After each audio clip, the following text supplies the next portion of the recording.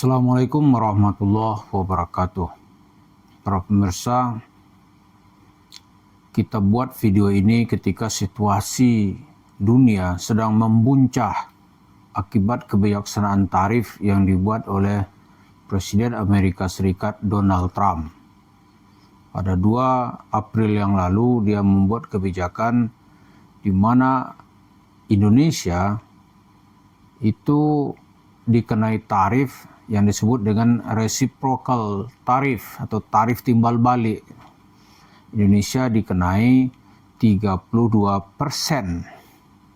dari barang yang Indonesia kirim ke Amerika, karena selama ini dianggap oleh Donald Trump Indonesia tidak fair gitu, di mana barang-barang Indonesia yang masuk ke Amerika itu volume perdagangannya itu lebih besar gitu dibanding dengan barang-barang Amerika yang masuk ke Indonesia.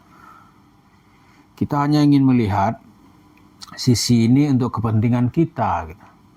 Donald Trump mengatakan tidak ada negosiasi, kamu penuhi atau tidak, itu aja. Ada juga beberapa influencer yang membuat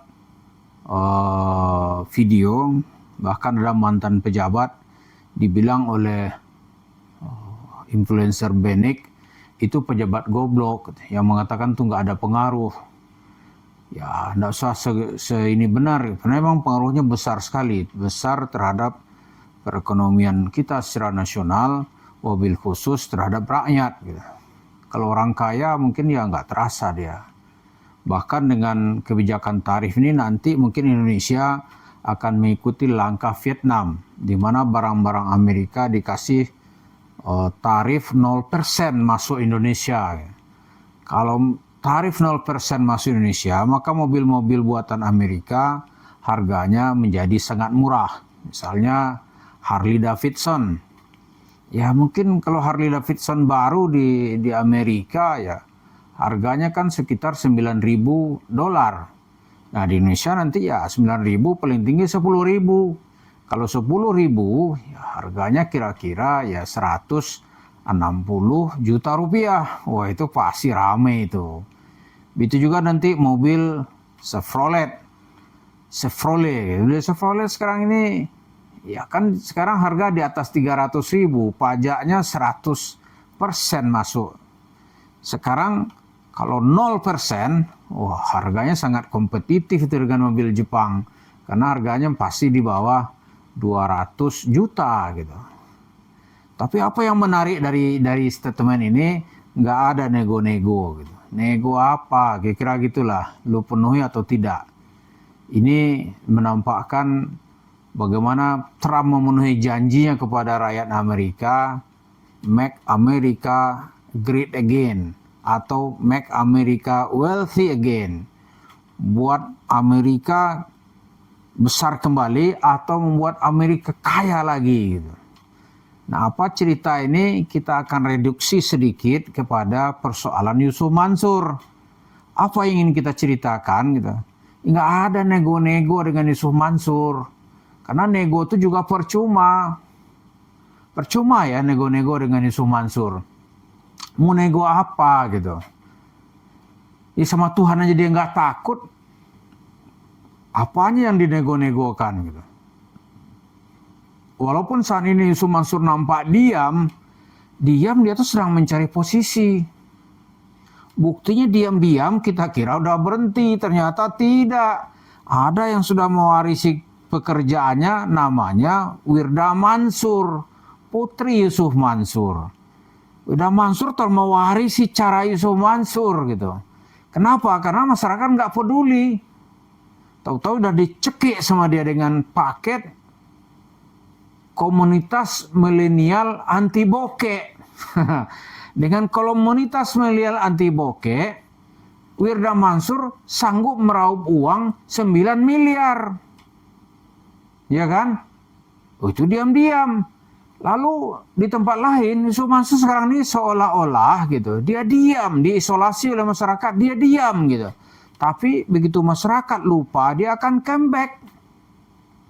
Karena bagi Yusuf Mansur mengembangkan duit yang gratis dari masyarakat ini dengan cerita sedekah, tabung tanah, atau merayu-rayu katanya Tuhan membawa Allah, serahkan kepada Allah, biarkan Allah bekerja. Ya cita-cita gitulah, orang terpedaya gitu.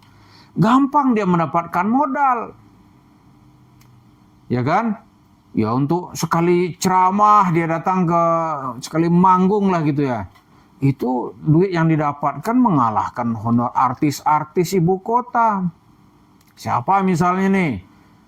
Ahmad Dhani, sekali manggung misalnya. Dia kan nggak dapat duit miliar-miliaran itu. Kalaupun dapat kan dia bagi-bagi ke krunya. So Mansur enggak. Sekali datang dia raup 2 miliar, 3 miliar gitu. Nggak ada bagi-baginya. Maka bagi dia mendapat panggung itu, bagi Yusuf Mansur itu sudah cukup. Dia bisa nanti membangun, membeli tanah, membangun warung steak and shake atau usaha-usaha lain. Sekarang yang paling menonjol itu adalah membangun warung steak and shake. Ada juga sekarang yang terus dia lakukan itu menjual kuburan. Kuburan namanya Komplek Musa. Makam Umi Uum dan Syekh Ali Jaber. Tapi itu belum bisa menyaingi pemasukannya dari berceramah atau cerita manggung di majlis taklim. Itu besar sekali. Nah, kalau masyarakat di tengah situasi sulit ini berdamai dengan Yusuf Mansur, ya udah kita kasih dia panggung. Oh, itu sama saja dengan menyerahkan diri ke tiang gantungan. Sama itu. Dicekek lagi oleh Yusuf Mansur gitu. Dia nggak peduli itu. Wah, mau gimana, mau situasi ekonomi, pokoknya ada kesempatan pasti dia muncul. Nah, sekarang dia diam-diam gitu.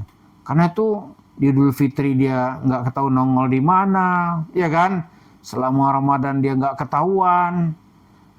Kemudian di YouTube dia juga nggak banyak bereaksi. Karena tuh orang bertanya, Yusuf Mansur ini ada di mana gitu. Nah, di tengah situasi yang sulit sekarang ini, kan tiap hari itu pejabat, penguasa membahas masa depan perekonomian kita. Karena sekarang ini lagi perang dagang. Kalau Amerika nggak mau negosiasi. Nggak ada negosiasi kecuali dipenuhi apa yang dia minta. Ya kan? Vietnam sudah ngasih itu 0% dah katanya. Tapi Amerika bilang, mampu nggak lo beli produk kami? Kan gitu kira-kira ya. Nah, Indonesia dengan Yusuf Mansur ini, kalau kita menyerah gitu, wah matilah kita. Matilah dia, makin dikdaya dia. Datang ke masjid-masjid, karena orang sudah menyerah. Kiai-kiai kita bagaimana? Sebagian kiai kan ingin mencari, ya dalam tanda kutip ya, mohon maaf gitu. Kan dia menjadi seorang oportunis. Oportunis apa gitu? Ya siapa yang mengasih sesuatu dia ke situ. Nah, kalau Yusuf Mansur mendatanginya, wah dia diam dia. Dan itu pengalaman saya selama bertahun-tahun. Didatang oleh Yusuf Mansur ya dia tutup mulut. Nah, ini sudah menyerah namanya. Nah, kita dalam menghadapi situasi seperti sekarang ini nggak boleh menyerah. Kebenaran dan cerita Islam itu kita kemukakan terus. Cerita-cerita palsu Yusuf Mansur harus kita tolak terus.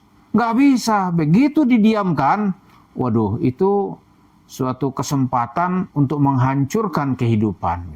Sama nih cerita Donald Trump ini nih, nggak mau dia di mana ada Cinanya, wah dia kasih tarif yang besar gitu. Masih lawan lagi, tarif lebih besar lagi. Nanti dilihat ekonomi siapa yang rontok. Nah, kita dalam membahas Mansur boleh aja mengambil inspirasi dari mana-mana kan. Tapi yang jelas, ya cerita Yusuf Mansur ini tidak boleh ada kita menyerah, lemah gitu. Ada sekarang ini orang, udahlah kita cerita lain saja. Itu namanya eskapis. Itu tidak berani menghadapi kenyataan, lalu mencari jalan keluar yang nggak jelas. Sama seperti cerita Yusuf Mansur, bagaimana jadi kaya gitu. Udah sedekah aja. Sudah sedekah nanti serahkan kepada Allah. Biar Allah yang bekerja. Tapi sedekahnya harus ke Yusuf Mansur. Kan gitu kan? Dia datang ke situ. Lalu dari situ nanti Yusuf Mansur pulang dari tempat itu cengengesan. Apa yang dia pikirkan? Wah, ini sekian warung steak and shake dapat ini gitu. Sekian uang yang akan masuk fresh money ke dalam kantongnya gitu. Nah, inilah yang sedang dilakukan terus oleh Yusuf Mansur, yang dia tidak kenal menyerah. Kita juga jangan sampai menyerah gitu. Dia terus-menerus mencari peluang, kita juga harus terus-menerus menggagalkan setiap upayanya. Mudah-mudahan apa yang kita upayakan ini akan menghambat langkah Yusuf Mansur dan memberi kesadaran bersama kepada masyarakat bahwa upaya Yusuf Mansur itu hanyalah sebuah fatamorgana yang membuat kerugian kepada umat Islam. Jadi kalau mengasih tempat kepada Yusuf Mansur berarti memberikan senjata kepadanya untuk menembaki dan membunuh kehidupan kita. Mudah-mudahan apa yang kita sampaikan ini bermanfaat. Terima kasih. Assalamualaikum warahmatullahi wabarakatuh.